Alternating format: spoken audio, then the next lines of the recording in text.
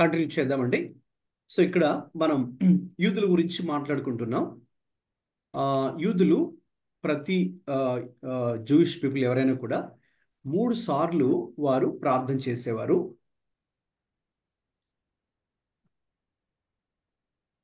ఉదయం 9 గంటలకు, మధ్యాహ్నం 3 గంటలకు, అలాగే సాయంకాలం 6 గంటలకు వారు 3 సార్లు ఖచ్చితంగా వారు ప్రార్థన చేసేవారు.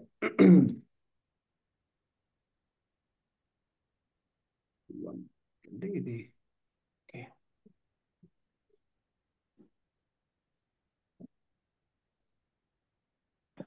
Okay, right. సో ఇప్పుడు ఆ యొక్క యూదుడు పరిసయుడు ఎవరైతే అక్కడ దేవాలయానికి వచ్చి ప్రార్థన చేయడానికి వచ్చారో, మరి ఆ, అతని గురించి మనం చూస్తాం. సాధారణంగా యూదులు మరి ఎక్కడైనా కూడా బహిరంగంగా గట్టిగా ప్రార్థన చేస్తారు, అలాగే సుదీర్ఘమైన ప్రార్థనలు చేస్తారు. సో అది కూడా వారు బహిరంగంగా ప్రార్థనలు చేయడానికి వారు ఆ, కోరుకునేవారు. సో ఇక్కడ కూడా అదే విధానంలో ఈ వ్యక్తి కూడా, ఈ పరిసయుడు కూడా మరి ఇప్పుడు పబ్లిక్ గా ప్రార్థన చేస్తున్నాడు. అలాగే సుదీర్ఘమైన ప్రార్థన కూడా ఇక్కడ చేస్తూ ఉన్నట్టుగా మనకు అనిపిస్తుంది. రైట్. ఇప్పుడు నెక్స్ట్ పవర్ పాయింట్ లోకి వెళ్దామండి. నెక్స్ట్ స్లైడ్, దాన్ని ఎవరైనా చదవండి. Next bulletin point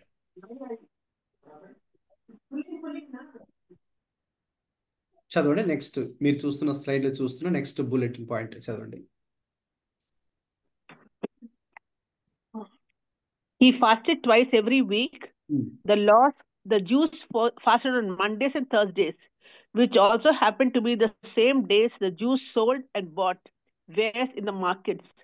The practice of the Pharisees was to make their fasting very public. They would not comb their hair or wash their faces, and they wore the most wrinkled and crumpled clothes they could find. They even put ashes on their faces to make themselves look as though they were pale from fasting. Right. గమనించండి, మరి యూదులు మరి 2 సార్లు సాధారణంగా సోమవారము, గురువారము వారు ఉపవాసం ఉండేవారు. ఆ రోజు ఇంకా ఏ పని కూడా వారు చేసేవారు కాదు. అలాగే మత్తయి సువార్త 6వ అధ్యాయము 16 నుంచి 18 ప్రకారం, రైట్, ఇక్కడ మెన్షన్ చేస్తాను కదండి.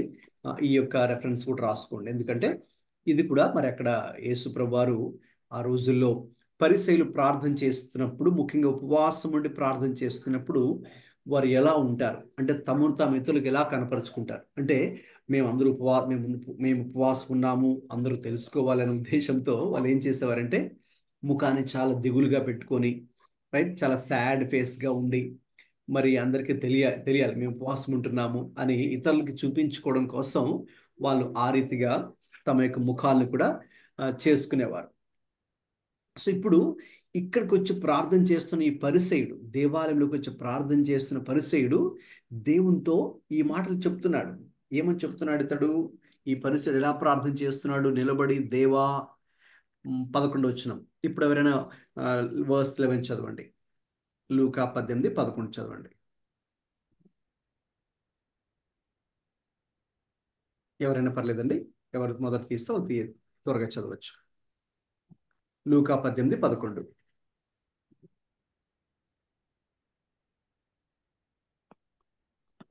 పరిసయుడు నిలబడి, దేవా, నేను చోరులను, అన్యాయస్తులను, వ్యభిచారులనైన ఇతర మనుష్యుల వలనైనను ఈ సుంకరి వలనైనను ఉండనందుకు నీకు కృతజ్ఞతాస్తుతులు చెల్లించుచున్నాను. చూసారండి. తర్వాత అతను ఏం చేస్తున్నాడు? ఇంకా వారమునకు 2 మార్లు ఉపవాసం చేయించు నా సంపాదన అంతటిలో 10వ వంతు చెల్లించుచున్నానని తనలో తాను ప్రార్థించుచుండెను. అతడు ఏవైతే ప్రార్థన చేస్తున్నాడో ఇక్కడ వారానికి 2 సార్లు ఉపవాసం ఉంటూ ఉన్నాడని, అతని సంపాదన అంతటిలో 10వ వంతు అనగా 10వ భాగము చెల్లిస్తూ ఉన్నానని మరి అతని ఇక్కడ మరి ప్రార్థన చేస్తున్నాడు. అంటే వారు దేవాలయానికి లేక దేవునికి ఇచ్చే విషయంలో ఏవైతే ఉన్నాయో అన్నీ కూడా వాటిని అతడు ప్రస్తావిస్తూ మరి అతడు ఇక్కడ ప్రార్థన చేస్తూ ఉన్నారు. మత్తయి సువార్త 6వ అధ్యాయం మొదటి 4 వచనాలు కూడా లేదంటే మార్కు సువార్త 12 ఇక్కడ చూస్తున్నారు కొన్ని స్లైడ్ మీద. సో అది కూడా మీరు నోట్ చేసుకోండి. ప్రస్తుతానికి అవి చదవక్కర్లేదు, కానీ మీరు తర్వాత మీరు పర్సనల్గా ఇంకా దీన్ని ధ్యానించేటప్పుడు ఈ రెఫరెన్స్ కూడా మీరు చదివితే మంచిదే. అంటే ప్రభు ఏమని వారి గురించి ప్రస్తావించారు. ఉదాహరణకు మత్తయి సువార్త 23:23 అది ప్రస్తుతానికి ఒక వచనం చదువుకుందాము. ఎవరిని చదవండి? మత్తయి సువార్త 23:23. నా వాయిస్ అందరికి వినిపిస్తుందండి? Yes, sir. Right. Matthew Matthew 23. 23:23. Woe to you, scribes and Pharisees, hypocrites, for you tithe mint and dill and cumin, and have neglected the weightier matters of the law, justice and mercy and faithfulness. These you ought to have done without neglecting the others. Right. So వారు అంటే ప్రతి విషయంలో కూడా వారు దేవునికి దశంభాగం ఇచ్చేవారని అక్కడ రాయబడింది. వారు పుదీనాలోను, సోపులోను, జీలకర్రలో కూడా 10వ వంతు చెల్లించేవారు అని అక్కడ రాయబడింది కదా. అదే విషయాన్ని ఇప్పుడు ఇక్కడ కూడా ఇతను ప్రస్తావిస్తున్నాడు. అంటే దేవునికి ఇతడు ప్రార్థన చేసేటప్పుడు, దేవాలయానికి వచ్చి ప్రార్థన చేసేటప్పుడు ఈ విషయాన్ని ఆయనే దేవునికి ప్రస్తావిస్తూ ప్రార్థన చేస్తూ ఉన్నారు. ప్రార్థన చేస్తున్నారు. ఓకే, నెక్స్ట్ పాయింట్ చదవండి. What we have seen is a very religious man, considered to be holy by everyone who saw him. He loved the adoration that comes his way from the common people around him. Right. అతను చూడండి, అందరూ కూడా అంటే అతను చూడాలి, అతన్ని మెచ్చుకోవాలి, అతను చేస్తున్న పనులు కానీ, అతని యొక్క చేస్తున్న ప్రార్థనను కానీ అందరూ చూసి అభినందించాలి అని.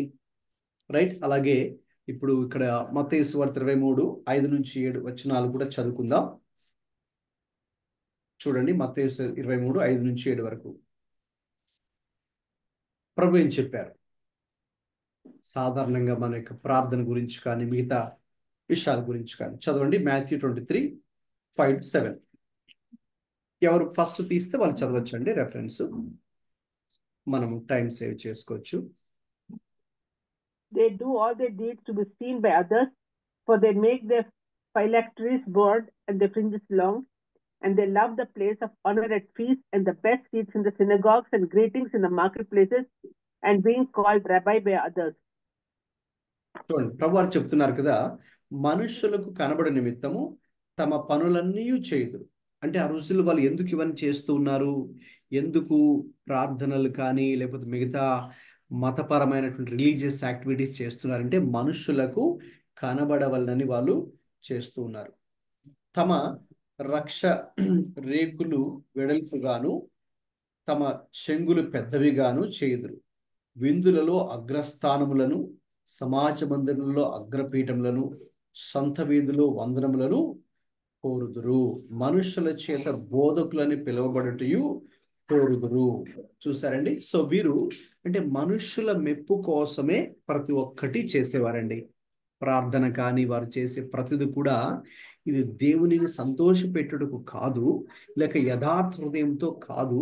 మనుషులు చూడాలి, మనుషులు దాన్ని నోటీస్ చేయాలి, మనుషులను ఇంప్రెస్ చేస్తే చాలు, మనుషులు వాళ్ళు మెచ్చుకుంటే చాలు, మనుషులు వారి యొక్క నీతిని, వారి చేసే నీతి క్రియలను, వారు చేసే ప్రార్థనను వింటే చాలు అని అనుకునేవారు ఈ యొక్క పరిసయ్యులు.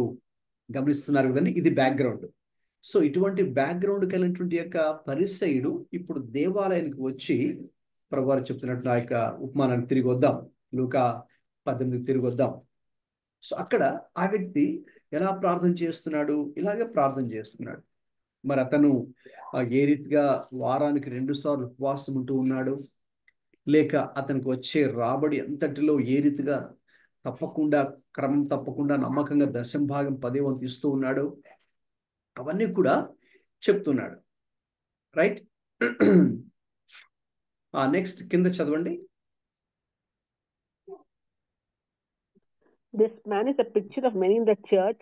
Everyone who sees them thinks they are pure, holy and righteous. They have convinced everyone that they are the epitome of righteousness, holiness and virtue. They have even convinced themselves that they are right and everyone around them who is not exactly like them is wrong. Right, గమనించండి ఇక్కడ ఇది పరిసయ్యుల యొక్క ఆలోచన విధానం ఇలా ఉంటుందండి. Pharisees attitude is like this. ఓకేనండి. So అందరికీ కూడా నేను పరిశుద్ధుడిని, నేను నీతిమంతుడిని, నేను గొప్పవాడిని అని అందరూ కూడా నన్ను చూడాలి, నన్ను మెచ్చుకోవాలి అని అతను అనుకుంటారు. అందరూ కూడా ఇంకా నాలాగే ఉండాలి, నాలాగే ప్రవర్తించాలి, నాలాగే మాట్లాడాలి అంటారు. మిగతా ఎవరైనా కొంచెం డిఫరెంట్గా కనిపిస్తే, అంటే వాళ్ళలాగా కాకుండా మిగతాలాగా కనిపిస్తే వాళ్ళు ఏం చేస్తారంటే వారిని యాక్సెప్ట్ చేయరు, వారిని ప్రేమించరు, వారిని అంగీకరించరు, వారికి రెస్పెక్ట్ ఇవ్వరు కదండి. అది ఫారిసీ మెంటాలిటీ, పరిసయ్యుల మనస్తత్వం ఆ రోజుల్లో అలాగే ఉంది. ఈ రోజుల్లో కూడా మరి అలాగే చూస్తున్నాం. సంఘాల్లో, చర్చెస్లో మరి కొంతమంది ఇటువంటి పరిసయ్యుల మనస్తత్వాన్ని కలిగి జీవించేవారు చాలా మంది ఉన్నారు. వీరిని మనం ఏమని పిలవచ్చు అంటే సెల్ఫ్ రైచియస్ పీపుల్, స్వనీతి పరులు. ఏమని పిలవచ్చు అండి? స్వనీతి పరులు, సెల్ఫ్ రైచియస్ పీపుల్. అంటే తమకు తాము మేము చాలా వారు గొప్పవారు అనుకుంటారు. They think they are very much holy, righteous. Okay. And ఇంకా మిగతా వాళ్ళందరికన్నా కూడా అసలు వీళ్ళు చాలా ఆత్మీయులు అనుకుంటారు కదండి. ఆత్మీయులుగా ఉండాలి. అయితే రైట్, అందులోనే మనం కనుక జాగ్రత్తగా ఉండకపోతే ఆత్మీయమైన విషయాల్లో మరి అతిశయం రావడం ఒక అవకాశం కూడా ఉంది. ఆత్మీయ గర్వం వచ్చే అవకాశం కూడా ఉంది, అతిశయించే అవకాశం కూడా ఉంది. అయితే ప్రభు దాన్ని అంగీకరించారు. ప్రభు మనల్ని యొక్క ఆత్మీయత మనలో ఉండాలి, కానీ ఆత్మీయంగా మనం ఉన్నామని అతిశయించేది ప్రభుకి నచ్చదు. రైట్, అది completely exactly opposite of what expects from the church or the body of Christ. ఈరోజు అది కూడా చూడబోతున్నాం ప్రభు స్పందించే విధానాన్ని బట్టి చివరిలో. రైట్, ఇక తర్వాత అదండి. సో ఓవరాల్గా ఇప్పటిదాకా నేను చెప్పింది ఎవరి గురించి అండి? ఫారిసీ గురించి. ఒక పరిసయ్యుడు ఓకే వచ్చి దేవాలయంలోకి వచ్చి ప్రార్థన చేస్తున్నప్పుడు ఎలా చెప్తున్నాడు. సో దీన్ని బట్టి చూస్తే కదండి, ఆ ప్రార్థనలో మీకు ఏమనిపిస్తుంది? రైట్, అతను చేస్తున్న ప్రార్థన మీరు విన్నారు కదా. అంటే మనకి జస్ట్ ఓన్లీ ఆ 2 లైన్స్ ఆ 3 లైన్స్ మనకుంది. అది విన్నప్పుడు మీకేమనిపించింది? ఎవరైనా చెప్పగలరా? మైక్ ఆన్ చేసుకుని చెప్పండి. Self righteous, pride, pride, pride, no humility, no humility. Okay, and comparing himself with others. అవును, ఇతరులతో కూడా పోల్చుకుంటూ ఉన్నాడు. Never right, lived for God's approval, but for man's applause. Yes, దేవుని యొక్క మరి అంగీకారం కొరకు కాక మనుషుల మెప్పు కోసమే చూసే వ్యక్తి. సో చూసారండి, ఇవన్నీ కూడా they are all minus points కదండి. ప్రభు వాటిని అంగీకరించాడు. సో కాబట్టి అయితే చూడండి, వీళ్ళు వారికి ధర్మశాస్త్రం తెలుసు అని అనుకుంటున్నారు.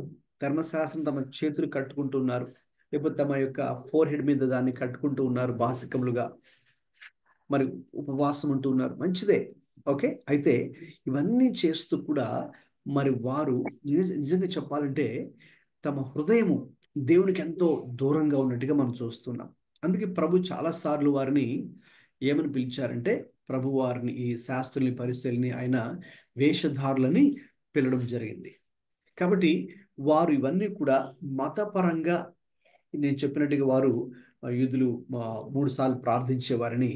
అయితే చాలామంది ఏం చేసేవారు? Just for the sake of ritual, ఒక ఆచార పరంగా, ఆచార సాంప్రదాయంలో ఏదో మనం చేయాలి కాబట్టి చేయడం. ఈ రోజులు కూడా చాలామంది కదండి విశ్వాసులు, క్రైస్తవులు విశ్వాసులే, మనం ఏదో ఆదివారం చర్చికి వెళ్ళాలి కాబట్టి వెళ్ళడం, లేదంటే మనం ఏదో బైబిల్ చదవాలి కాబట్టి చదవడం, మనం క్రైస్తవులు కదా మరి ప్రార్థన చేసుకోకుంటే తప్పదు మనకు అని ఏదో బలవంతంగా, ఫోర్స్ఫుల్గా, లేకపోతే ఎవరో చెబితేనే, లేక ఒక రిచువలిస్టిక్గా, ఓకేనండి, దేవునితో రిలేషన్షిప్ ఉండి కాదు, ఒక రిచువల్ లాగా ఈ రోజులో కూడా మన యొక్క ఆత్మీయత మరి అటువంటి రిచువల్లోకి వెళ్ళిపోతుంది. అది చాలా ప్రమాదకరమైన పరిస్థితి. అందుకే ఆ రోజుల్లో కూడా ప్రభువు మరి వారిని హెచ్చరించడానికి ఏది సరైన ఆత్మీయత, what is real spirituality, okay. ఎందుకంటే చాలా మందికి అవగాహన లేకుండా ఒక ఎక్స్ట్రీమ్లోకి వెళ్ళిపోతుంటారండి. In Christianity these days we see 2 extremes అన్నమాట, 2 ఎక్స్ట్రీమ్స్. ఓకే, వారికి ప్రాపర్ అండర్స్టాండింగ్ లేక ఒక ప్రాపర్ బిబ్లికల్ బ్యాలెన్స్డ్ వాక్యానుసరమైనటువంటి సమతుల్యమైనటువంటి బ్యాలెన్స్డ్ టీచింగ్ లేకుండా ఉంటే దే గో ఇంటూ ఎక్స్ట్రీమ్స్ అనమాట. They take extreme views, extreme things, అన్ని ఎక్స్ట్రీమ్గా ఉంటాయండి. అయితే బైబిల్లో చెప్తుంది అన్ని విషయాలు మీరు మితముగా ఉండండి, ఎక్స్ట్రీమ్గా మీరు ఉండకండి, రైట్? సో మనం ఏది కూడా ritualistic view point of view చేయకూడదు. ఓకే, ఇతరులకు చూపించాలి కాబట్టి మనం చేయకూడదు. మనుషుల మెప్పు, మనుషులని ఇంప్రెస్ చేయాలి కాబట్టి, వాళ్ళని సంతోష పెట్టాలి కాబట్టి మనం చేయకూడదు. పౌలు గారు ఏమంటాడు గలతీ పత్రిక 1:10లో, మరి నేను మనుషులను సంతోష పెట్టాలని చూస్తున్నానా, దేవుని సంతోష పెట్టాలని చూస్తున్నాను? am I trying to please God or people? Okay, if I am trying to please people, I am not at all the servant of God అని ఆయన గలతీ పత్రిక గలేషియన్స్ చాప్టర్ 1:10 గలతీ 1:10లో ఆయన చెప్తారు. కాబట్టి మనం ఉన్నది మన ఆత్మీయ జీవితం ఎందుకొరకు? మనుషులను సంతోషపెట్టడం కోసం కాదండి, దేవుని సంతోషపెట్టుట కొరకు, రైట్? మన primary aim are goal of life, right, is to please the lord. Okay, కాబట్టి అయితే సాతానుడు ఏం చేస్తాడు? మనకు తెలియకుండానే మనల్ని ప్రభు నుంచి దూరంగా తీసుకుని వెళ్ళడానికి ఇటువంటి పద్ధతులలోకి వాడు తీసుకుని వెళ్తూ ఉంటాడు. సో అందుకే ప్రభు వారు దీని గురించి మనం తిరిగి మత్తయి సువార్తలో చదువుకున్నాం కదా 5:20లో, పరిసయ్యుల నీతి అంటే ఇదేనండి. సో ఇప్పుడు మీరు కూడా అలాగే ఉంటే ఇంకా మనకు పరిసయ్యులకు తేడా ఏంటండి? అయితే మనము పరిసయ్యుల నీతిని ఇప్పుడు మనం అధిగమించాలి. అంటే మన స్టాండర్డ్స్, మన స్పిరిచువాలిటీ, మన ప్రేయర్ లైఫ్, ఓకే, మన యొక్క లైఫ్ స్టైల్, మన యొక్క behaviour and character and conduct, okay.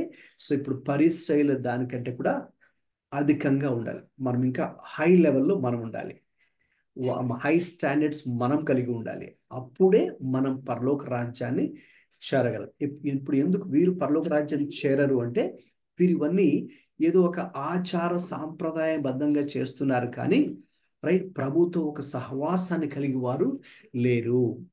అందుకే ప్రభు వారు ఒకసారి చాలా స్ట్రాంగ్ వర్డ్ వీరి గురించి యూజ్ చేసి మాథ్యూ చాప్టర్ 8లో, మత్తయి సువార్త 8లో, దేవుని రాజ్యంలోకి మరి ఎవరెవరు ప్రవేశిస్తారంటే అన్ని దిక్కుల నుండి మరి అన్యులు సైతం మార్చబడిన వారు పరలోక రాజ్యంలో చేరుతారు, కానీ మీరు పరలోక రాజ్యంలో చేరారని ఒక కఠినమైన మాట చెప్పారు. ఒకసారి చూస్తారా? మత్తయి సువార్త 8:12 11 and 12, మాథ్యూ 8:11 and 12 తీసిన వారు ఎవరు ఫస్ట్ తీస్తే వారు చదవచ్చండి.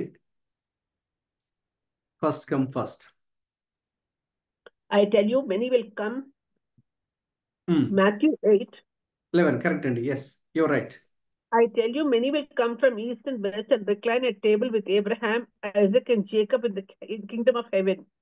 While the sons of the kingdom will be thrown into the outer darkness, in that place there will be weeping and gnashing of teeth. Right, అదండి. సో ప్రభు వారు చూడండి, అనేకులు తూర్పు నుండి పడమటి నుంచి వచ్చి అబ్రహాముతోను, ఇసాకుతో కూడా, యాకోబుతో కూడా పరలోక రాజ్యం ముందు కూర్చుందరు. కానీ రాజ్య సంబంధులు అంటే కింద ఫుట్ నోట్స్లో రాజ్యకుమారులు అంటే యూదులు, ఓకే, దేవుని ఎరిగినటువంటి వారు, ధర్మశాస్త్రాన్ని తెలిసినటువంటి వారు, వీరి పరిస్థితి ఎలా ఉంటుందంటండి? వీరిని దేవుడు ఏం చేస్తాడంట? వీరైతే వెలుపట చీకట్లోనికి త్రోయబడదురు. అక్కడ పండ్లు అక్కడ ఏడుపును పండ్లు కొరకుటి ఉండరు. ఎందుకంటే మరి వీరు నిజంగా మరి దేవుడు మాకు తెలుసు, ధర్మశాస్త్రం మాకు తెలుసు అని పైకి చెప్పుకుంటూ ఉన్నారు, కానీ వాస్తవంగా అయితే వారి హృదయాలు దేవునికి చాలా దూరంగా ఉన్నాయి. అందుకే ప్రభువారు వారిని వేషధారులారా అని సంబోధించడం జరిగింది. ఎందుకంటే వారు నటిస్తూ ఉన్నారు, వారు దేవునికి దూరంగా ఉన్నారు, తమ హృదయంలో పాపాన్ని పెట్టుకొని ఉన్నారు, ద్వేషాన్ని కలిగి ఉన్నారు, మనుషుల మెప్పు కోరుకుంటూ ఉన్నారు. ఇక చాలా చాలా ఉన్నాయండి. అందుకే మీరు సున్నము కొట్టిన సమాధుల వలె ఉన్నారు అని ప్రభువారు కూడా మత్తయి సువార్త 23 వారి గురించి చెప్పారు కదండి. అంటే పైకి ఆ సమాధి చక్కగా నీట్గా అలంకరించబడి, ఓకేనా, టైల్స్ అంతా వేసి చూడడానికి మంచి కలర్ఫుల్గా మనకు అనిపించవచ్చు, కానీ ఆ సమాధి లోపల ఏముందో మనకు తెలుసు కదండి. అందుకే సున్నము కొట్టిన సమాధులు వలె మీరున్నారు, మీరు వేషధారులు, రైట్. దానికి గ్రీక్ వర్డ్లో కనుక మనం వెళ్ళి చూస్తే యాక్టర్స్ అని చెప్పాను అర్థం, నటించేవారు, నటులు, right. We have actors and actresses కదా. సో అదనమాట యాక్చువల్గా దాని మీనింగ్, వేషధారులు అన్నప్పుడు, హిపోక్రైట్స్ అన్నప్పుడు. సో అటువంటి మనస్తత్వం అండి ఈ యొక్క పరిసయ్యుల మనస్తత్వం, చాలా విచారకరం. సో ఇది కూడా నేటి సంఘానికి సాదృశ్యంగా ఉంది. నేటి సంఘంలో ఓకే, ఎవరైతే నామకార్థులుగా ఉంటూ ఉన్నారో, right, just name sake nominal Christians we see like everywhere. ఎక్కువ మంది చెప్పాలంటే మరి వాళ్ళే ఉన్నారేమో అనిపిస్తుంది. ఓకే, నిజంగా రక్షణ పొంది తిరిగి జన్మించిన అనుభవాన్ని పొందుకొని ప్రభుతో ఒక మంచి సహవాసం కలిగి మరి వాక్యానుసారంగా జీవించేటటువంటి మరి క్రైస్తవులు ఈ రోజుల్లో చాలా తక్కువ మంది అయిపోతున్నారు. చాలా మంది రాజీ పడిపోతున్నారు. లోక విషయాలతో, పాపముతో రాజీ పడిపోతున్నారు. దేవుడికి చాలా దూరంగా జీవిస్తున్నారు. బట్ నేమ్ సేక్ పేరుకు మాత్రం వారు క్రైస్తవులుగా పిలువబడుతున్నారు. ఈ పరిసయ్యులకి నేటి నామకార్థ క్రైస్తవులు సాదృశ్యంగా ఉన్నారు. రైట్, ఓకే, అదండి ఇప్పుడు దాకా పరిసయ్యుల గురించి మాట్లాడుకున్నాం. నెక్స్ట్, ఆ రోజు దేవాలయంలోకి ప్రార్థించడానికి ఇంకొక వ్యక్తి వచ్చారు. ఆయన ఎవరండి? Publican. ఎస్, ఆయన సుంకరి. ఓకే, చదవండి ఆయన గురించి description. He was a spiritual outcast. While he was welcome to come to the temple to pray in the court of the Jews, he would not have been allowed to attend the meetings at the synagogue. The Jews hated him and looked down on him. గమనించండి, ఈ యొక్క రెండో వ్యక్తి దేవాలయానికి ప్రార్థన చేయడానికి వచ్చిన వ్యక్తి సుంకరి. మరి అతడు ఈ యూదుల దృష్టిలో అతడు ఒక చాలా తక్కువ వాడిగా అతన్ని పరిగణించేవారు. ఇప్పుడు మన దేశంలో ఎలాగైతే మాది హై క్యాస్ట్, లో క్యాస్ట్ అనే ఫీలింగ్ మనకు ఉంది కదండి, మాది అగ్ర కులము, మీది తక్కువ కులం అన్నట్టుగా. ఆ టైప్లో ఆ రోజుల్లో ఈ యొక్క శాస్త్రులు, పరిసయ్యులు, రైట్, మాది హై క్యాస్ట్ అంటుగా వాళ్ళు ఫీల్ అయ్యేవారు. ఈ యొక్క సుంకరులు కానీ, లేకపోతే అన్యులను కానీ, లేకపోతే సమరయులను కానీ, లేకపోతే చివరికి స్త్రీలను కూడా చాలా చిన్న చూపు వారు చూసేవారు. రైట్, సో ఆ యొక్క వారు కూడా మరి పురుషాధిక్య సమాజం కాబట్టి, వారు కూడా మేల్ డామినేటెడ్ సొసైటీ కాబట్టి వారు అటు స్త్రీలను కూడా చిన్న చూపు చూసేవారు. అలాగే జెంటైల్స్ అంటే అన్యులను, వారు గ్రీక్స్ కావచ్చు, రోమన్స్ కావచ్చు, ఆ రోజుల్లో వారందరినీ కూడా చాలా చిన్న చూపు వారు చూసేవారు. రైట్, తమను తాము హెచ్చించుకునేవారు. అంటే దేవుడు మమ్మల్ని ఎన్నుకున్నాడు, అసలు మాదే గొప్ప సంతతి, మాదే గొప్ప జాతి అనే ఒక అతిశయంలో వారు ఉండేవారు.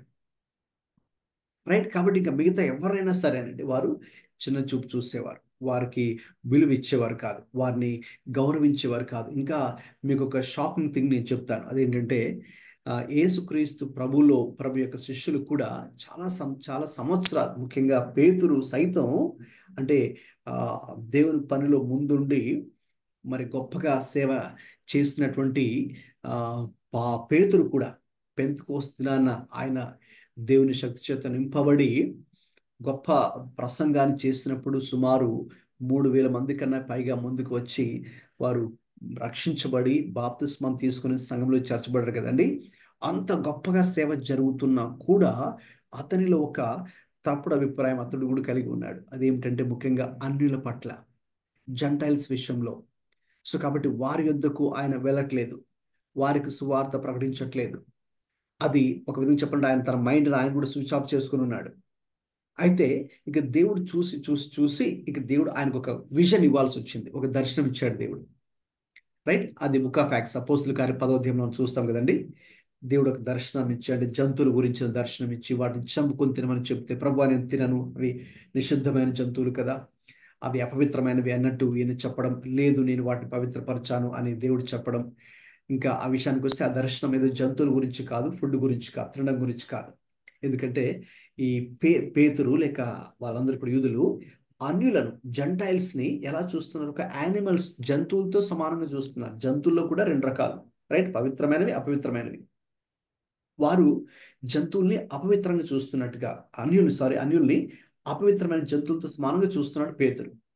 అయితే దేవుడు నాకు, లేదు పేతురు, నేను వారిని సృష్టించింది కూడా నేనే, కాబట్టి ఆ అన్యుల యొద్దకు కూడా మీరు వెళ్ళాలి, వారిని కూడా ప్రేమించాలి, వారితో కూడా మీరు సహవాసం చేయాలి. అంటే వాళ్ళు చేసే పనుల్లో మీరు పాల్గొనకూడదు. ఓకే, అంటే వారితో స్నేహం చేయాలి, వారిని ప్రేమించాలి, స్నేహం చేయాలి, ప్లస్ వారికి సువార్త ప్రకటించి వారిని ప్రభు యొద్దకు తీసుకొని రావాలి. సో ఆయన ఒక క్లోజ్డ్ మైండ్తో ఉండగా దేవుడు మాట్లాడిన తర్వాత, దర్శనం ఇచ్చిన తర్వాత, ఆయన ఆలోచన విధానం, his mind set, his thought pattern and thinking అంతా కూడా కంప్లీట్గా దేవుడు మార్చేశాడు. మార్చి వెంటనే ఆ దర్శనం ముగించబడిన వెంటనే దేవుడు ఒక మనిషిని క్రింద పెట్టి డైరెక్ట్గా ఆ వ్యక్తి పేతుర్ని ఎవరింటికి తీసుకెళ్లారండి? కొర్నేలు ఇంటికి తీసుకుని వెళ్ళాడు. కొర్నేలు ఇంటికి తీసుకుని వెళ్తే అక్కడ ఆ యొక్క అన్యులు అందరూ కూడా ఎదురు చూస్తున్నారు. అతని బంధువుల్ని, స్నేహితులు పిలిపించుకొని ఒక పెద్ద ప్రేయర్ మీటింగ్ అతడు పెట్టించుకున్నాడు. అప్పుడు పేతురు కోసం వాళ్ళందరూ వెయిట్ చేస్తున్నారు. అప్పుడు పేతురు వెళ్ళి సువార్త ప్రకటించగా వాళ్ళు కూడా ఆ సువార్త విని అంగీకరించి, ప్రభువుని అంగీకరించి, వాళ్ళు కూడా పరిశుద్ధాత్మ శక్తిని పొందుకొని, మరి వాళ్ళు కూడా అప్పుడు అక్కడ ఎలాగైతే అపోస్తలులు పెంతుకొస్తున్న అన్ని భాషలు మాట్లాడినారు ఉందో, వారు కూడా, అన్యులైన వారు కూడా రక్షణ పొంది, మారుమనసు పొంది, పరిశుద్ధాత్మ శక్తిని పొందుకొని అన్ని భాషల్లో మాట్లాడడం చూసి పేతురే షాక్ అయ్యాడు. అర్థమవుతుంది కదండి. సో అలాగన ఈ యూదులు, ముఖ్యంగా ఈ పరిసయ్యులు, ఇతరుల్ని, వారు సమరయులు కావచ్చు, అన్యులు కావచ్చు, ఆ రోజులో గ్రీక్స్, రోమన్స్ అన్యులుగా పరిగణించబడేవారు. ఇకపోతే ఈ ప్రొఫెషన్లో ఉండే వాళ్ళని కూడా, ఏ ప్రొఫెషన్లో? ట్యాక్స్ కలెక్టింగ్ ప్రొఫెషన్లో ఉండే వాళ్ళని కూడా. ఎందుకంటే ఆ రోజుల్లో మొత్తం అంతా కూడా రోమన్ రూల్, రోమా రాజ్యము పరిపాలనలో ఉంది. మరి వారు ఏం చేసేవారంటే, ఇంక వారి అండర్లో ఎవరెవరైతే ఉన్నారో మరి ఆయా లొకాలిటీ నుంచి కొంతమందిని అపాయింట్ చేసుకునేవారు గవర్నమెంట్ తరఫున. ఓకేనండి, అపాయింట్ పెట్టి ఇక మళ్ళీ వాళ్ళకి ఫ్రీడమ్ ఇచ్చి వాళ్ళ అండర్లో, అంటే మెయిన్ ఆఫీసర్ని, చీఫ్ ట్యాక్స్ కలెక్టర్గా ఒకరిని ఎంచుకుంటారు. ఇక ఆ చీఫ్, ఇప్పుడు మన బైబిల్లో జక్కయ్య గురించి మనం చదువుతాం కదండి, జాకియస్. సో అతడు ఒక మెయిన్ చీఫ్ ట్యాక్స్ కలెక్టర్. తర్వాత ఆయన క్రింద ఇంకా చాలామంది లోకల్ ట్యాక్స్ కలెక్టర్స్ పనిచేస్తారు. అలాగ పనిచేసిన వ్యక్తి మత్తయి. ఓకేనండి, స్థానిక సుంక గుర్తుదారుడు, లోకల్ ట్యాక్స్ కలెక్టర్గా. సో కాబట్టి ఆ రోజుల్లో Roman government 3 types of taxes అందరికీ పన్నులు విధించేదండి. 3 రకాల సుంకాలు వీళ్ళందరూ కట్టాలి రోమా ప్రభుత్వానికి. అది చాలా కష్టం కదండి. ఈ రోజుల్లో మనం ప్రతిసారి కూడా మరి సెంట్రల్ గవర్నమెంట్ గురించి కదా ట్యాక్స్ కట్టాలి. ప్రతి చోట మనం ట్యాక్స్ కట్టాల్సిందే కదండి. చివరికి మనం ఒక హోటల్కి వెళ్ళి, రెస్టారెంట్కి వెళ్ళి అక్కడ భోజనం చేయాలన్నా కూడా అక్కడ కూడా మనకు కింద ఉంటుంది బిల్ ఇచ్చినప్పుడు కదండి, సెంట్రల్ గవర్నమెంట్ ట్యాక్స్ ఉంటుంది. దాని బట్టి సిజిఎస్టీ, నెక్స్ట్ ఇంకోటి ఎస్జిఎస్టీ, అంటే స్టేట్ గవర్నమెంట్కి మనం కట్టాల్సిన ట్యాక్స్ అంతా. సో అలాగా ఆ రోజులో అయితే 3 ప్లస్ ఇంకోటి ఏంటంటే ఆ 3నే కాదు, అది అఫీషియల్గా 3 ట్యాక్సెస్.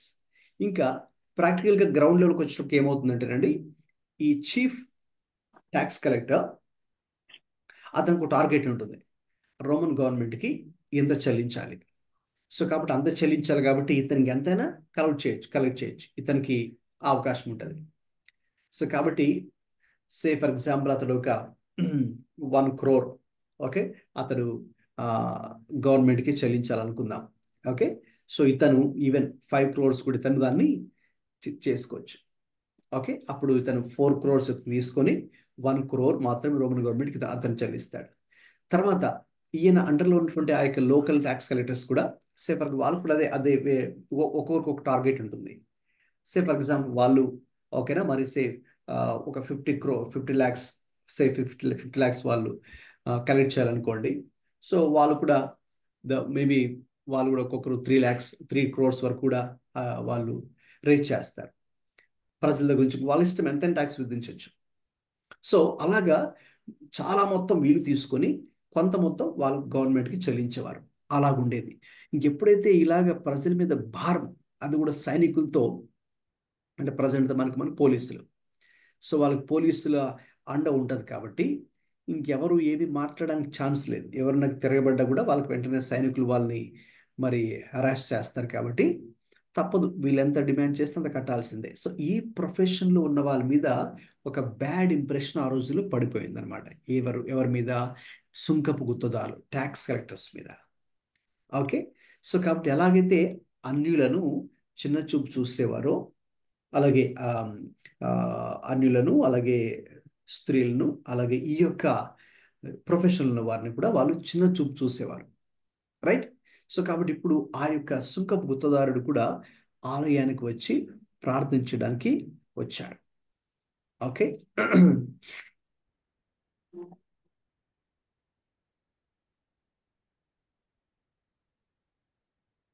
సో వారి దృష్టిలో ఈ వీరిలో చాలా దురాశ ఉంటుంది, వీరు ఎక్కువ శాతం మరి మా దగ్గర నుంచి సుంకాలు తీసుకుంటారు అని వారి మీద చాలా తప్పుడు అభిప్రాయాన్ని వాళ్ళు కలిగి ఉంటారు. తప్పుడు అభిప్రాయం కలిగి ఉంటారు. రైట్. ఇక్కడ ఈ సుంకపు గుత్తదారుడు ఇప్పుడు ఇప్పుడు గురించి మీకు చెప్పాను ఇప్పటిదాకా.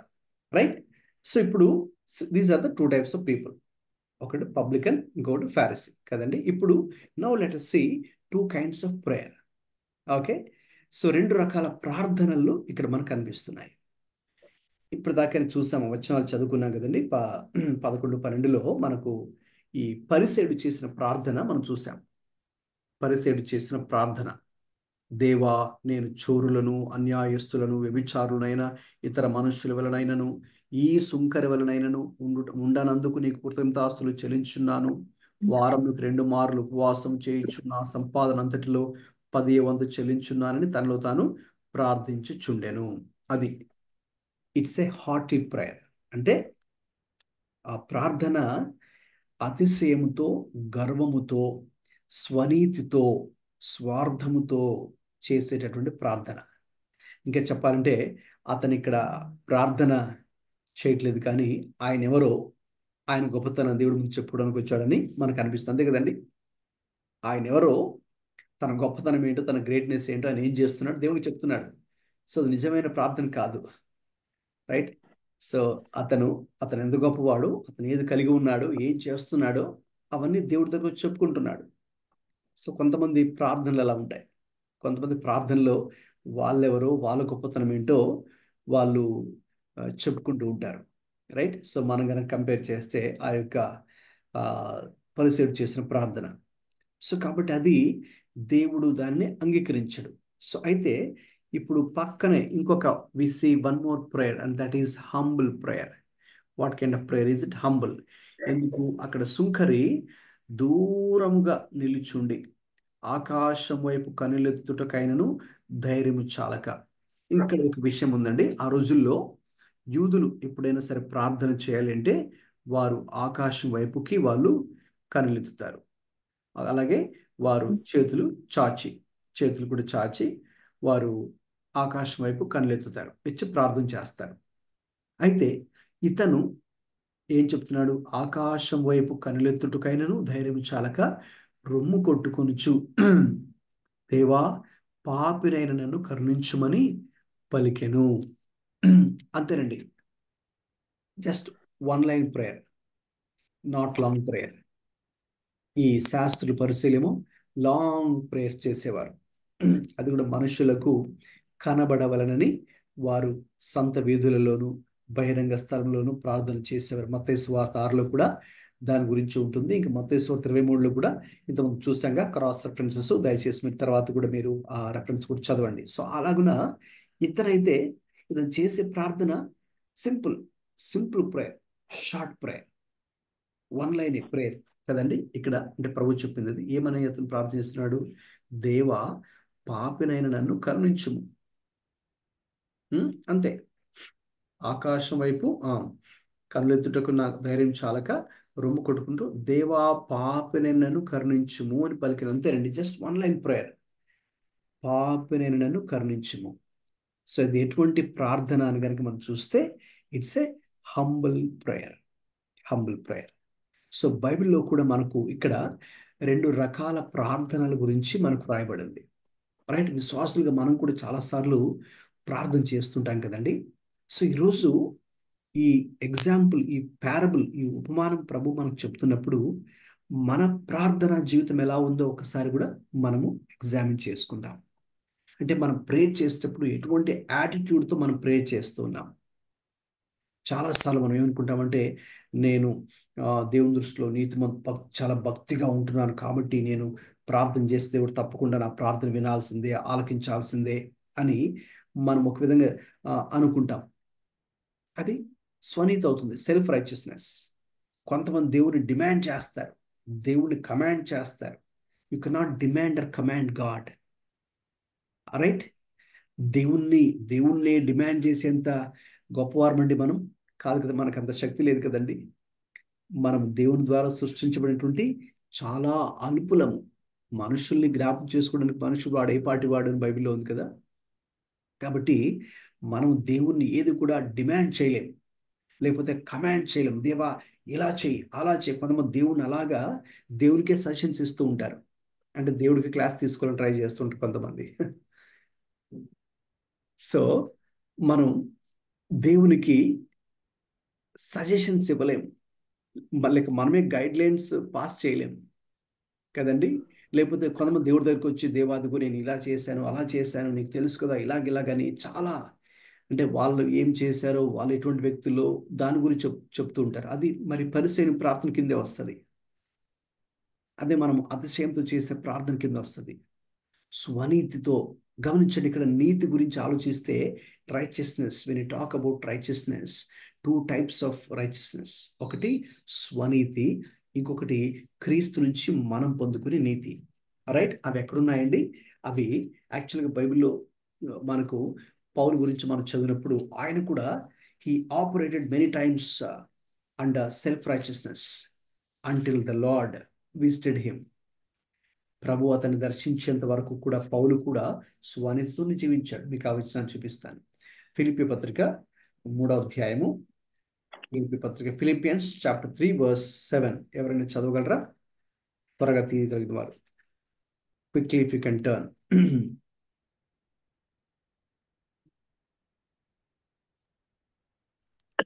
Philippians 3 verse 7. 9 But అండి, 9 whatever డైరెక్ట్గా 9 చదవండి. 9 and 9, yeah, directly 9, yes. and be found in him, not having a righteousness of my own that comes from the law, but that which comes through faith in Christ, the righteousness from God that depends on faith. Right అండి. 2 types of righteous. ఒకవేళ రాసుకుంటూ ఉంటే రాసుకోండి. 2 రకాల నీతి, okay, మనం అక్కడ చూస్తున్నాం. ఒకటి స్వనీతి, okay, that comes from the law. And one more thing, righteousness from Christ, that comes from faith. అది ఫెయిత్ ద్వారా వస్తుంది అనమాట. కాబట్టి ఇక్కడ స్వనీతి అక్కడ చాలా స్పష్టం చెప్తున్నాడు 9లో, ధర్మశాస్త్రం మూలనైన నా నీతిని గాక, నా నీతి స్వనీతి కదండి. అది ఎలాగా? ధర్మశాస్త్రాన్ని బట్టి ఆయన నీతి, అంటే నేను ధర్మశాస్త్రం చెప్పినట్టు తూచా తప్పకుండా పాటిస్తున్నాను కాబట్టి ఇక నేను నీతిమంతుణ్ణి అని అనుకుంటున్నాడు. అయితే ఆ స్వనీతి అతనికి రక్షణ ఇవ్వలేకపోయింది. రైట్? అర్థమవుతుంది కదండి. అయితే క్రీస్తునందలి విశ్వాసం వల్ల నీతి అది అతన్ని రక్షించింది. సో కాబట్టి విశ్వాసులుగా మనకు ఎవరి నీతి కావాలి, అవసరం అంటే మన స్వనీతి కాదు, క్రీస్తు ద్వారా మనం పొందుకునే నీతే అది నిజమైనటువంటి నీతి. ఇక్కడ చూస్తున్నాం కదండి, ఈ 2 kinds ఆఫ్ ప్రేయర్, 2 రకాల ప్రార్థనలు. పరిసయుడేమో స్వనీతి పరుడు, సెల్ఫ్ రైచియస్నెస్గా అతడు కలిగి మరి దేవుడికి అతను ఏంటో అంతా చెప్పుకుంటున్నాడు. అయితే దేవుడు దాన్ని అంగీకరించాడు. సో మన ఏదైనా కూడా మనది అన్నప్పుడు, రైట్, అది ఇంకా పాప స్వభావంతో కూడుకున్నదే, ఆదాము స్వభావమే. మా రోమాపత్రికలో కూడా పౌలు గారు దాని గురించి మాట్లాడతారు. మన యొక్క, అంటే మన నుంచి ఏదైతే వస్తూ ఉందో, రైట్, అది పాప స్వభావమే, లేక ఆదాము స్వభావమే, లేక ప్రకృతి సంబంధమైన మనుషుడని కొరింథీ పత్రికలో పౌలు గారు దాని గురించి మాట్లాడతారు. సో కాబట్టి మన స్వనీతి దేవుని దృష్టిలో కూడా మురికి గుడ్డలుగా ఉన్నాయని యెషయా గ్రంథంలో రాయబడింది. Our righteousness is like a filthy rags before the Lord. So కాబట్టి అందుకే మనం దేవుడి దగ్గర వచ్చినప్పుడు ఇక మనం ఏమై ఉన్నామో, మన గొప్పతనం ఏంటో, మనం ఏం చేసామో, మన ఐడెంటిటీ ఏంటో, ఇవన్నీ కూడా మనం తీసుకుని రాకూడదు. ఓన్లీ థింగ్, ప్రభు మన దగ్గరికి మనం వచ్చినప్పుడు ఎలా ప్రార్థించాలి, లేక ఏది కోరుకోవాలి, లేక ఏది అవసరం, ఒకటే అవసరం, just one thing, 1 line wonderful prayer. ఆ యొక్క సుంకరి చేసిన ప్రార్థన కదండి. పాపినైనా నన్ను కరుణించుము అని పలికాను. ఎందుకంటే మనకు కావాల్సింది అదే. We are exactly what kind of need are we in. Okay, దేవుని యొక్క కృప, దేవుని యొక్క కనికరము మనము పొందుకోవాల్సిన అవసరంతో ఉన్నాము. రైట్. సో ఆ కనికరం పొందుకుంటే ఇక ఒక విధంగా చెప్పాలంటే ఇక అన్నీ మనం పొందుకున్నట్టు దేవుడి దగ్గర నుంచి. అంటే దేవుడు కరుణిస్తే ఇంకా మనకు అన్నీ ఉన్నట్టే. రైట్. సో దేవుడు కరుణించకుండా, ఆయన కనికరము మనం పొందుకోకుండా మనం ఏమీ చేయలేము కూడా. ఒక అడుగు కూడా మనం ముందుకు కూడా వేయలేము. సో కాబట్టి విశ్వాసులకైనా దేవుని సేవ చేసే వారికైనా అవసరమైనది దేవుని యొక్క కనికరము. కావాలంటే ఒక లైన్ అక్కడ మీ నోట్బుక్లో డైరీలో రాసుకోండి. రైట్. ఈ సుంకరి చేసే ప్రార్థన చాలా అద్భుతమైనటువంటి ప్రార్థన. ఐ వుడ్ సే ఆత్మీయమైన ప్రార్థన కూడా. రైట్. సో చెప్పాలంటే నిజమైన ఆత్మీయుడు ఎవరి ఇద్దరిలో ఉంటే, ఓకే, దేవుడి గురించి, ధర్మశాస్త్రం గురించి, ఈ యొక్క ఆచారాల గురించి, సాంప్రదాయాల గురించి తెలిసిన గొప్ప వ్యక్తి అనుకుంటున్నాడే, అతడు కాదు. ఆ పరిసేయుడు కాదు దేవుని దృష్టిలో. నిజమైన నీతిమంతుడు, నిజమైన ఆత్మీయుడు ఎవరంటే నిజమైన తగ్గింపు కలిగిన వాడు ఈ యొక్క సుంకరి, ఈ యొక్క ట్యాక్స్ కలెక్టర్. అర్థమవుతుందండి. అందుకే ప్రజల దృష్టిలో కొంతమంది గొప్ప వాళ్ళుగా పిలువబడవచ్చేమో, అయితే దేవుని దృష్టిలో వాళ్ళు అల్పులుగా పిలువబడవచ్చు. కాబట్టి మనం మన యొక్క హృదయం ఏ రీతిగా ఉండాలి, మనం ఏ రీతిగా ప్రభు ఎదుట యథార్థంగా జీవించాలి, మన యాటిట్యూడ్ ఏ రీతిగా ఉండాలి, ఎటువంటి హ్యూమిలిటీ ప్రభు దృష్టిలో మనకు అవసరం. ఎందుకంటే ప్రభు దగ్గర ఏ శరీరం అతిశయించడానికి ఏమీ లేదండి. మనం దేవుడి దగ్గర మనం దేని బట్టి అతిశయించగలమండి? చాలా మంది మాకు అది ఉంది, మాకు ఇది ఉంది, లేకపోతే అది ఇది అని చాలా విషయాలు బట్టి అతిశయిస్తారు కదండి. అయితే ప్రభుని యథార్థంగా నమ్ముకున్న వారు ఆ దేని బట్టి అతిశయించగలరు? ఒకసారి 1 కొరింథీ పత్రిక 1వ అధ్యాయము 31వ వచనం లాస్ట్ వర్స్ చదివితే దేని బట్టి మనం అతిశయించాలో అక్కడ స్పష్టంగా రాయబడిందండి. 1 Corinthians chapter 1 verse 31. అతిశయించువాడు ప్రభువును ఉమ్, రాయబడిన దేవుని మూలముగా ఆ, జ్ఞానము, నీతి, పరిశుద్ధి, విమోచనము ఆయన. రైట్. అతిశయించువాడు ఎవరి ఎందే అతిశయించాలని ఉందండి. అక్కడ ఏముందాం? అక్కడ ప్రభువునందు ప్రభువునందే. రైట్. అండర్లైన్ చేయండి ఆ పదాన్ని, లేక సర్కిల్ చేయండి. ప్రభువునందే అతిశయించువాడు ప్రభువునందే అతిశయించాలి. కాబట్టి మనం అతిశయించడానికి లేకపోతే మనం గర్వించడానికి ఈ లోక సంబంధంగా, రైట్, మనం దేన్ని బేస్ చేసుకోకూడదు. ఈ లోకం మనకు ఉండొచ్చు, ఓకే, ఏది ఉన్నప్పటికి కూడా మనం ఏది కలిగి ఉన్నా, ఓకేనండి, వాటిని బట్టి మనం అతిశయించు. మనకు కలిగినటువంటి మెటీరియలిస్టిక్ బ్లెస్సింగ్స్ని బట్టో, లేకపోతే మనకున్నటువంటి ఎడ్యుకేషన్ బట్టో, మనకున్నటువంటి బ్యాక్గ్రౌండ్ని బట్టో, మనకున్నటువంటి పలుకుబడిని బట్టో, మనకున్న టాలెంట్స్ని బట్టో, మనకున్న స్కిల్స్ని బట్టో, ఓకే, మనం వాటిని బట్టి మనము అతిశయించకూడదు. You cannot boast or you cannot take pride in them. Okay. నిజంగా మనం అతిశయించవలసింది ఓన్లీ ప్రభువుని బట్టే అతిశయించాలి. ప్రభువుని బట్టే మనం అతిశయించాలి. ప్రభు ఎందే, ప్రభువుని బట్టే, ఇక నథింగ్ ఎల్స్, ఇంకేది కూడా మనకు లేదు. సో ఇక్కడ మనం గనక కంపేర్ చేస్తే ఈ యొక్క పరిసయుడు శాస్త్రుడి యొక్క ప్రార్థనలో ఆ యొక్క పరిసయుడు మరి అతడు అతిశయిస్తున్నాడు. దేని బట్టి అతిశయిస్తున్నాడు? అది కూడా అతను దేవుని కోసం ఏం చేస్తూ ఉన్నాడు దాన్ని బట్టి అతిశయిస్తున్నాడు. చూడండి, అది కొంచెం ట్రిక్కీగా ఉంటుంది అనమాట. చాలా మంది విశ్వాసులని దేవుని సేవ చేసేవారు కూడా, నేను దేవుని కోసం ఇలా చేస్తున్నానండి, దేవుని కోసం మరి ఇంత త్యాగం చేస్తున్నానండి కొంతమంది చెప్పుకుంటారు. కొంతమంది దేవుని కోసం ఇదిగోండి ఇలాగ నేను ఇంత ఇస్తున్నాను, ఇంత చేస్తున్నాను అని, ఓకే, దాన్ని ఎలాగ మాట్లాడుతుంది, దాన్ని గొప్పగా, ఓకే, నువ్వు చేస్తున్నావు, సంతోషం, వండర్ఫుల్. అయితే దాన్ని దేవుడు చూసి దేవుడు ప్రతిఫలం ఇస్తాడు, అంతే కదండి. అంతేకాని దాన్ని మనం బేస్ చేసుకొని ఇంకా దాన్ని గొప్పగా మరి మనము చెప్పుకునేది కాదు. లేకపోతే నేను దేవుని కోసం ఇలా చేశాను, అలా చేశాను అని. ఇప్పుడు ఇతను కూడా, పరిసేయుడు కూడా దేని బట్టి సహిస్తున్నాడు? అతను చేసే ప్రార్థనైనా, లేకపోతే ఉపవాసమైనా, లేకపోతే ఈ చోర్లు, దొంగలు, వ్యభిచారుల వలె కాకుండా నేను నీ కోసం చాలా ప్రత్యేకంగా ఉంటున్నానని, అంటే అతను కూడా దేవుని కొరకు ఎలాగైతే ఉన్నాడో, ఏం చేస్తున్నాడో దానిని బట్టి అతిశయిస్తున్నాడు. చూసారు, అది చాలా ట్రిక్కీ వే, స్లిప్పరీ స్లోప్ అంటాం అనమాట, జారే స్థలంలాగా ఉంటుంది అనమాట.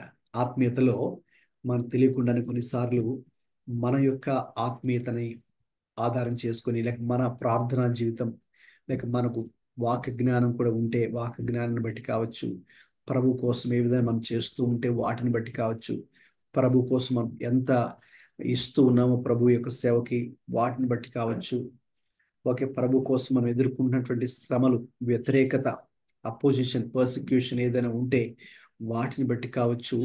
ఇలాగా ఇవన్నీ స్పిరిచువల్ థింగ్సేనండి, కాదనట్లేదు, ఇవన్నీ స్పిరిచువల్ థింగ్సే. ఇప్పుడు అవి కూడా చూసుకుంటే స్పిరిచువల్ థింగ్స్, కానీ అతని మోటివ్స్ వేరుగా ఉన్నాయి. పరిసైడ్ ఉద్దేశాలు మాత్రం చాలా రాంగ్గా ఉన్నాయి. సో ఇవన్నీ స్పిరిచువల్ థింగ్సే. మనం కూడా ఈ స్పిరిచువల్ థింగ్స్ని బట్టి స్పిరిచువల్ ప్రైడ్ మనకు రాకూడదండి. It's very very danger.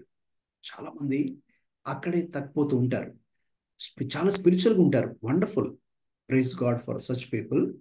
అయితే మరి అలాగా అలాగ స్పిరిచువల్గా ఉన్న వాళ్ళలో అందరిలో ఉందని చెప్పట్లేదు. కొంతమందిలో ఆ యొక్క ట్రాప్ ఏంటంటే, సాతాను పెట్టే ఒక శోధన ఏంటంటే, స్పిరిచువల్గా ఉన్నాం కాబట్టి ఇదిగో దీన్ని బట్టి నువ్వు అతిశయించు. సో స్పిరిచువల్ ప్రైడ్ అనేది మనలోకి తెలియకుండానే చాప కింద నీరు అంటారు కదా, అలాగే నెమ్మదిగా మనలోకి వాడు తీసుకుని వచ్చి, ఇదిగో నీవు ఇంకా గొప్ప ప్రార్థనా పరురాలివి, గొప్ప పరిశుద్ధుడివి, లేకపోతే నువ్వు చాలా నీతిమంతుడిగా ఉన్నావు, వారిలాగా వీళ్ళలాగా నువ్వు లేవు, నువ్వు చాలా గొప్పవాడు అన్నట్టుగా మనలో తెలియకుండానే మన మీద ఒక అతిశయం వచ్చేలా వాడు మనకు నెమ్మదిగా తీసుకుని వెళ్తాడు.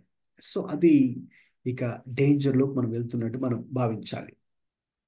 ఓకే, సో వెంటనే మనల్ని మనము హంబుల్ చేసుకోవాలి. ఓకే, ఎందుకంటే మనం దీన్ని బట్టి కూడా అతిశయించకూడదు.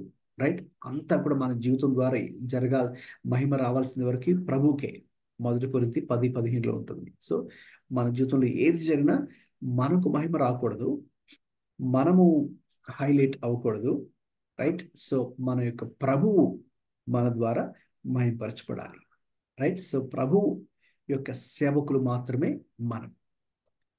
We are only the creation, he is the creator.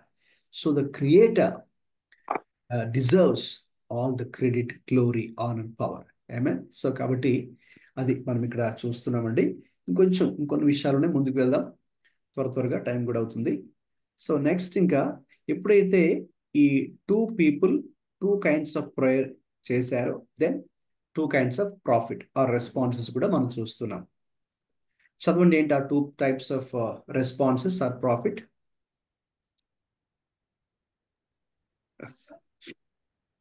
చదవండి, ఇక్కడ స్లైడ్ మీద The చూస్తున్నాం. one man who was received by God, one man refused by God. Right, so Pharisee obviously he was refused by God. అయితే tax collector, ఓకేనండి, సుంకరి, he was received by God. ఓకేనండి, ప్రభు అక్కడే అన్నారు 14 వచనంలో.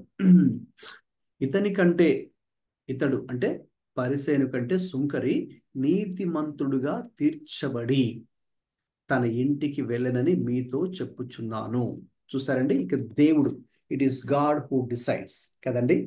సో తీర్పు తీర్చేది మనం కాదు, ప్రభువే తీర్పు తీర్చే దేవుడు. సో ఇతడు నీతిమంతుడు కాదు అని ఎవరు తీర్పు తీర్చగలరు? ఓకే, దేవుడి తీర్పు తీర్చగలరు. సో కాబట్టి ఆ రోజు వారిద్దరు కూడా వచ్చారు దేవాలయానికి ప్రార్థన చేయడానికి, ఇద్దరు ప్రార్థన చేశారు. ఓకే, ఇక ప్రార్థన అయిన తర్వాత దేవుడు నిర్ణయించాడు, ఇదిగో ఇతడు నీతిమంతుడు, ఇతని కంటే ఇతడు నీతిమంతుడు. ఇప్పుడు చూసారండి, వాస్తవంగా అయితే ఈ పరిసయ్యుడు ఏమనుకున్నాడు అంటే, ఏమని ప్రార్థన చేశాడు కూడా చెప్పండి. సేమ్ ఇదే కాంటెక్స్ట్ లో మాట్లాడుకుందాం.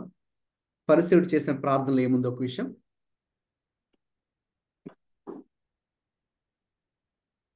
అతను ఏం చేశాడు? సుంకర్తో కంపేర్ చేసుకొని, సుంకర్తో పోల్చుకుని ఏం చెప్పాడు దేవుడితో? I'm not like him. నేను ఈ సుంకర్ లాగా లేను, ఈ సుంకర్ కన్నా నేను ఇంకా నీతిమంతుడని ఇతను అన్నాడు. దేవుడు అంటే అతను ఒక తీర్పు తీర్చేశాడు, కానీ దేవుడే జడ్జిమెంట్ ఇచ్చాడు, బాబు కాదు, నీకంటే అతని నీతిమంతుడు, నేను తీర్పు తీరుస్తానని దేవుడు తీర్చాడు. అర్థమవుతుంది రైట్? మీరు అలా చదవాలి. వాక్యం చదువుతున్నప్పుడు అలాగా ఒక్కొక్క పదాన్ని పరిశీలిస్తూ ఏం జరుగుతుంది, ఓకేనా? ఆ పరిస్థితుల్లో ఇతనేమనుకుంటున్నాడు, దేవుడు ఎటువంటి స్పందన ఇచ్చి ఇతను అనుకుంటున్నాడు పరిశీలి తన మనసు, నేను అతనికన్నా గొప్పవాడిని, అతనికన్నా నీతిమంతుడిని అని అనుకుంటున్నాడు. కానీ చివరికి జడ్జ్మెంట్ టైం వచ్చింది. దేవుడు దిగి వచ్చి తీర్పిచ్చే సమయానికి దేవుడే తీర్పిచ్చాడు. ఇదిగో బాబు, నువ్వు నీతిమంతుడు కాదు, నీకన్నా ఈ సుంకరే నీతిమంతుడు అని దేవుడు ఇచ్చేటప్పటికి బహుశా అతడు షాక్ అయి ఉండొచ్చేమో. అందుకే అంతిమ తీర్పు రోజు అంటే చాలా మంది షాక్ అవుతారు. మొదటి వారు కడపటి వారు మొదటి వారు అవుతారని కూడా ఉంది. అలాగే మత్తయి సువార్త 7లో కూడా మీకు నేను దాన్ని చెప్పేటప్పుడు చెప్పాను. అనేకులు ఆ దినం నుంచి ప్రభువా మీ దినమున అది చేశాము, ఇది చేశాము, మరి అది ఇది అని చెప్తారు. కానీ ప్రభు ఏమో మీరెవరో నేను ఎరుగను, అక్రమము చేయవారులారా నా యొద్ద నుంచి పొండి అని ప్రభువాని గద్దించి పంపివేస్తాడని అక్కడ రాయబడింది. సో ఎవరైతే వారు నీతిమంతులు మనం అనుకుంటూ ఉన్నారో, మేము అది చేస్తున్నాము, ఇది చేస్తున్నాము, కాబట్టి దేవుడు మమ్మల్ని అంగీకరించాలి, దేవుడు మాకు ఆయన రాజ్యాన్ని ఇవ్వాలి మాకు అని వారు అలాగా అనుకుంటూ ఉన్నారు. బహుశా వారికి అనేక మందికి ఆ రోజున అంత్య దినము, ఫైనల్ జడ్జిమెంట్ రోజున షాక్ కూడా తగలొచ్చేమో. సో ఆ షాక్ మనకు తగలకుండా ఇప్పుడే మరి మనము జాగ్రత్త పడి మన యొక్క స్వభావము, మన యొక్క జీవన విధానము, మన యొక్క ప్రవర్తన, మన యొక్క యాటిట్యూడ్, ఆలోచన విధానము, తర్వాత మన యొక్క ఉద్దేశాలండి. ఇక్కడ ఏంటంటే motives are very very important, right? క్రొత్త నిబంధన ప్రకారం మీకు ఇంతకుముందు కూడా చెప్పాను, ఆ కొండ మీద చేసిన ప్రసంగంలో కూడా ప్రభు మన యొక్క బయటకు చేసే క్రియలు మాత్రమే కాదు, బయటకు పలికే పదాలు మాత్రమే కాదు, ఆ పదాల వెనక లోపల దాగి ఉన్న ఉద్దేశం. బయటికి మనం చేసే క్రియలే, మనం చెప్పే మాటలే అందరికీ కనిపిస్తాయి కదండి. దాన్ని బట్టి అందరూ కూడా జడ్జ్ చేస్తారు. అయితే దేవుడు అలా కాదండి. మనం చేసే క్రియ వెనుక ఉన్న ఉద్దేశం, what is the motive behind your work, or what is the motive behind you said something. మీరు ఏదో చెప్పారు, దాని వెనుక ఉన్న ఉద్దేశం ఏంటి? మనుషులకు ఆ ఉద్దేశం తెలియకపోవచ్చు, అది లోపల దాగి ఉంటుంది మనసులో, హృదయంలో కదండి. సో కాబట్టి హృదయాన్ని చూస్తుంది ఎవరు? దేవుడే. హృదయపు ఉద్దేశము, హృదయపు ఆలోచనలు, మనసులో వెళ్ళేటువంటి ఆలోచనలు చూసేది ఎవరు? ప్రభువే. So he sees our intentions and our motives. ఈ ప్యారబుల్ కూడా మనం తీసుకుంటే ఈ యొక్క పరిసేయుడు ఎటువంటి రాంగ్ మోటివ్స్ తో ఉన్నాడో మనకు చాలా స్పష్టంగా అర్థమవుతుంది కదండి. Did you observe that? మీరు గమనించారా? Wrong motifs, wrong intentions, okay, ఇతడు కలిగి ఉన్నాడు. కానీ బయటికి మాత్రం చెప్పేది, ఇదిగో నేను చాలా నీతిమంతుడిని, 2 సార్లు ఉపవాసం ఉంటున్నాను, దశమభాగం ఇస్తూ ఉన్నాను, ఆ దొంగల్లాగా విచారులాగా లేని, ఇదిగో వీడిక్కడ ఆ మూల నుండి ప్రార్థన చేస్తున్నాడుగా సుంకరి వాడిలా కూడా నేను లేను అని బయటికి మాత్రం వాడు కొంచెం నీతితో కూడినటువంటి పదాలు వల్లిస్తున్నట్టు ఉంది. కానీ అయితే లోపల వాడి యొక్క దేశాలు రాంగ్ ఉన్నాయి, ప్రవర్తన కూడా రాంగ్గా ఉంది. సో హృదయం కూడా మరి దేవుడు దాన్ని పరిశీలించే దేవుడు కాబట్టి, సో దేవుడు అతన్ని తృణీకరించాడు. He was refused by God, whereas the publican, the tax collector, was received by God. So కాబట్టి అదండి, రైట్? ఓకే, ఈ ఉపమానంలో మీరు గమనించిన విషయాలు, దేవుడు మీకు నేర్పిస్తున్న విషయాలు ఏవైనా ఉంటే త్వరగా ఒక్కొక్కరు 1 minute షేర్ చేసుకోవచ్చు. మనం ఇంకా ప్రేయర్ చేసుకుని క్లోజ్ చేద్దామండి. I've learned that when I pray or when I sit at God's feet, I need to be very careful about my thoughts and intentions, because God can read my thoughts and intentions. Nobody will know what's going on in my heart, Yes. but the Lord is very well aware of with what intention I've come to his feet, with what motives I'm praying. So I need to have that fear that I cannot hide anything from him. And if I want to be received by God, then I need to have that humility to accept my sinful state. Yes. అవునండి, thanks for sharing that అండి. అవును, మన ఉద్దేశంలో ప్రభు చూస్తున్నారు కాబట్టి మనం ఆ విషయంలో చాలా జాగ్రత్తగా ఉండాలి. ఇంకా అంటే మిగతా వారు, గ్రూప్లో ఉన్నవారు ఒక్కొక్కరు ఒక్కొక్క పాయింట్ షేర్ చేయండి. వేరే వాళ్ళ కోసం మీరు వెయిట్ చేయకండి. సో మీరు షేర్ చేయండి. సో టైం సేవ్ అవుతుంది.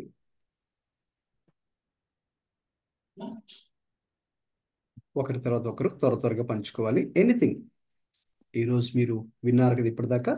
సో విన్న వాటిలో దేవుడు మీతో ఏం మాట్లాడారు, లేక మీరేం నేర్చుకున్నారు, మీరు అబ్జర్వ్ చేసినటువంటి ఒక ప్రాముఖ్యమైన స్పిరిచువల్ థాట్ ఏముంది, పంచుకోండి.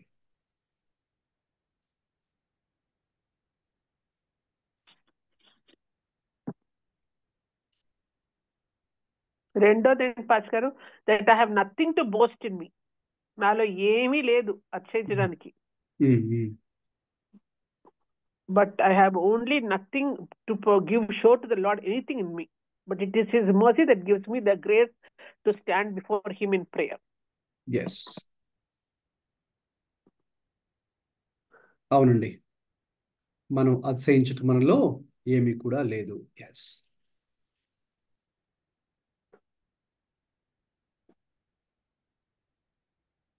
జోసెఫ్ గారు ఉన్నారండి? సార్ పాస్టర్ విన్నారు కదండి టీచర్, విన్నారు కదా? పాస్టర్. ఓకే, అవును. ఒక నిమిషం పంచుకోండి మీరు. అది ఈ సుంకరి పరిసయుని యొక్క ఉపమానం మీరు విన్నారు కదా? అవునండి పాస్టర్. అవును, మీరు దేవుడు మీతో మాట్లాడిన మాట లేక మీరు నేర్చుకున్న ఒక కొత్త విషయం ఏదో ఉంటే పంచుకుంటున్నాం. ప్రభువు మనిషిని, మానవుడు నీతిమంతుడిగా అవ్వాలంటే క్రీస్తు యందు విశ్వాసమును బట్టి నీతిమంతుడిగా దేవుడే తీరుస్తాడు. నీతిమంతుడు అంటే మనము క్రీస్తునందు విశ్వాసము ద్వారానే నీతిమంతుడిగా తీర్చిదిద్దబడతాం. అవునండి, ఎస్. క్రీస్తు విశ్వాసం ఉంచుట మాత్రమే అది సాధ్యం. సో అంటే దాని అర్థం మన యొక్క స్వనీతి, మన యొక్క స్వంత క్రియల ద్వారా, స్వంత ప్రయత్నముల ద్వారా అది పొందుకునేది కాదు. రైట్? ముఖ్యంగా ఫిలిప్పీ పత్రిక 3లో మీతో షేర్ చేశాను కదా, పౌలు గారు చెప్తారే, ధర్మశాస్త్రం వలనైన నా నీతి కాక క్రీస్తు యందు విశ్వాసములైనటువంటి నీతిని, అది మనకు చాలా ప్రాముఖ్యం. కాబట్టి మనము క్రీస్తు ద్వారానే ఆ యొక్క నీతిని సంపాదించగలం. అవును, పొందుకోగలం. రైట్, గుడ్ అండి, మంచిదండి. ఇంకా మిగతా వారు కూడా అలాగా పర్లేదు, మీరు ఇక్కడ తప్పు అలాగేం ఉండదు. దేవుడు ఓకే మీకు తెలియచేసిన విషయాలు కానీ మీరు నేర్చుకున్న విషయాలు కూడా ఇందులో ఉంటాయి. కాబట్టి మిగతా వారు కూడా త్వరగా షేర్ చేయండి. ఒక విషయం చాలండి, 1 minute is enough.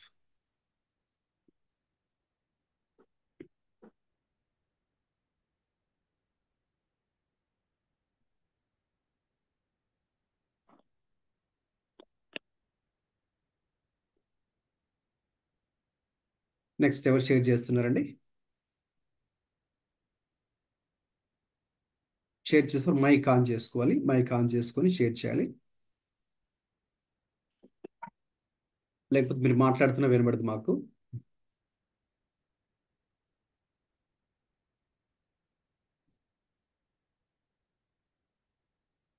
Right. So ప్రతి వారం కూడా ఇలాగన ప్రతి గురువారం మనకు మీకు తెలిసినట్టుగా 7:30 నుంచి 9 వరకు కూడా ఉంటుంది. అలాగా ప్రతి వారం కూడా మీరు జాయిన్ అవ్వండి ప్రేయర్ఫుల్గా. అలాగే మీకు తెలిసిన వారు కూడా షేర్ చేయండి. అలాగే ఒక అనౌన్స్మెంట్ ఏంటంటే, నెక్స్ట్ వీక్ మరి మనకు బైబిల్ స్టడీ ఉండదు. నాకు ఆ రోజు ఒక మీటింగ్ ఉంది. సో మీకు తెలుసు కదా, ఈ క్రిస్మస్ సీజన్లో మరి నేను కొన్ని ప్లేసెస్కి వెళ్తున్నాను వాక్యం చెప్పడానికి. మరి నా కోసం కూడా మీరు ప్రార్థన చేయండి. ముఖ్యంగా అన్యజనులు ఉన్నటువంటి స్థలాలకు నేను వెళ్తున్నాను క్రిస్మస్ సందర్భంగా, మరి వారికి సువార్త ప్రకటించడానికి. కాబట్టి మరి ప్రభు యొక్క కనికరం నా మీద నిలిచి ఉండాలని, వినేవారి మీద కూడా ప్రభు యొక్క కనికరం దిగి రావాలని మరి మీరు కూడా ప్రార్థన చేయాలి. రైట్, ఎవరైనా ఒకరు ప్రేరేపించబడిన వారు మరి ప్రార్థన చేయండి. తర్వాత నేను ఆశీర్వాదం ఇస్తాను. ముగించుకుందాం.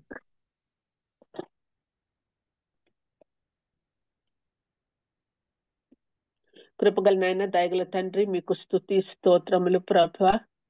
నైనా మా జీవితంలో ప్రభా, నైనా మీరు మాకు ఇచ్చిన తరుణము ప్రభా, మాకు ఇచ్చిన ఈ యొక్క జీవము ప్రభా, నైనా మేము జీవించాలో, ఎలాగ మీ యొక్క నైనా అప్రూవల్ కి మేము నిలబడాలో మేము నేర్పిస్తున్నందుకు మీకు స్తోత్రములు.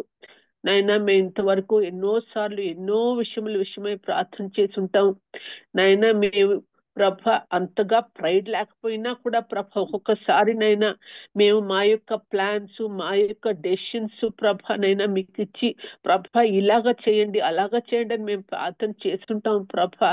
అయితే ఈ రోజునైనా మీరు మాకు నేర్పించిన రీతిగా ప్రభనైనా తండ్రి మాలో మేము చూసుకుని ప్రభనైనా మా నిస్సహాయత మా యొక్క నాయన అవసరత మీలో మాకు దొరుకుతుందని మేము గ్రహించుకుని ప్రభ మేము ప్రార్థన చేసేటప్పుడు నాయన మా యొక్క ఇంటెన్షన్స్ మోటివ్స్ ప్రభ మీకు అనుగుణంగా ఉండేలాగున సహాయం చేయండి ప్రభ.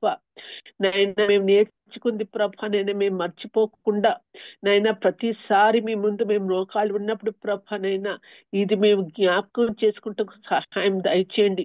నాలో మాలో ఏమీ లేదు ప్రభ అక్షయించడానికి నైనా తండ్రి ప్రతి క్షణము నైనా మీ యొక్క కృప మీ యొక్క కరుణ మీ యొక్క కటాక్షం మాకు కావాలని మేము తెలుసుకున్నాం ప్రభ. నైనా అలాగ వినయముతో నమ్రతతో ప్రభ నైనా మీ సన్నిధిలో కనబడి ప్రభ మా హృదయములు మీ ముందు కుమ్మరించే కృప అనుగ్రహించమని మరి ఒకసారి పాస్ గారిని ఆశీర్వదించి దీవించి ప్రభ వినిన ప్రతి వాక్యము నైనా అందరినీ ప్రభ మేము నైనా అది జ్ఞాపకుంచుకుంటూ సహాయం దయచేసి మరి పాస్టర్ గారి ప్రభ ఈ దినముల్లో నైనా మీ యొక్క సువార్త ప్రతిపై నైనా తండ్రి అన్య జనుల మధ్య వెళ్ళి మీ వాక్యము నైనా మీ గాస్పెల్ ద గుడ్ న్యూస్ ప్రచురిస్తుండగా ప్రభ నైనా మీరు డబుల్ పోర్షన్ తో ప్రభ అనాయింట్ చేసి బ్లెస్ చేసి నైనా ముఖ్యముగా ప్రభ నైనా అక్కడ వినేవాడి యొక్క హృదయములు ప్రభ నైనా మీరు తట్టండి ప్రభ. నైనా పాస్టర్ గారికి మీ యొక్క ప్రొటెక్షన్ కూడా దయచేయండి ప్రభ. ఎలాంటి హాని ఎలాంటి నైనా పీపుల్ ఎవరి ఈవిల్ ఇంటెన్షన్స్ తో తండ్రి అక్కడ ఉండకుండా ప్రభనైనా మీ రక్తపు కంచి ఆయన చుట్టూ ఉంచి ప్రభనైనా మీ మహిమ మీ ఘనత ప్రభావం ప్రభ మీ యొక్క రాజ్య స్థాపన కొరకు అతను వాడుకోమని నాయన మళ్ళీ మేము కలిసే పర్యంతం వరకు మేము ఎక్కడున్నప్పటికీ కూడా ప్రభ మీకు విధేయులై ప్రభ జీవించే కృప మాకు అనుగ్రహించమని క్రీస్తు ప్రభు పేట బ్రతిమలాడు వేడుకుంటున్నాము తండ్రి. ఆమేన్. ఆమేన్. మన ప్రభు అయిన యేసుక్రీస్తు కృపయు మన తండ్రి అయిన దేవుని ప్రేమయు పరిశుద్ధాత్మ దేవుని తోడు సహవాసం మనందరికీ ఇప్పుడు ఎల్లప్పుడు సదాకాలం తోడే ఉండి నడిపించును గాక. ఆమేన్. ఆమేన్. అందరికీ ప్రైజ్ లార్డ్ అండి. నేను చెప్పినట్టుగా మనకి వచ్చే వారం మనకు బైబిల్ స్టడీ ఉండదు. సో ఆ పై వారం మరి దాని గురించి నేను మీకు అప్డేట్ ఇస్తాను. సో ఏదైనా కూడా మీకు నేను మెసేజ్ పంపిస్తాను. కాబట్టి ఒకవేళ కనుక మనకు బైబిల్ స్టడీ ఉంటే మీకు ముందే లింక్ పంపించడం జరుగుతుంది. లేదనుకుంటే ఇంకా ఆ రోజు ఉండదు. మీకు మెసేజ్ నేను ద్వారా కమ్యూనికేట్ చేస్తానండి. రైట్. ఓకే అండి. God bless you all. Good night. God bless you. Thank you so much. Welcome అండి.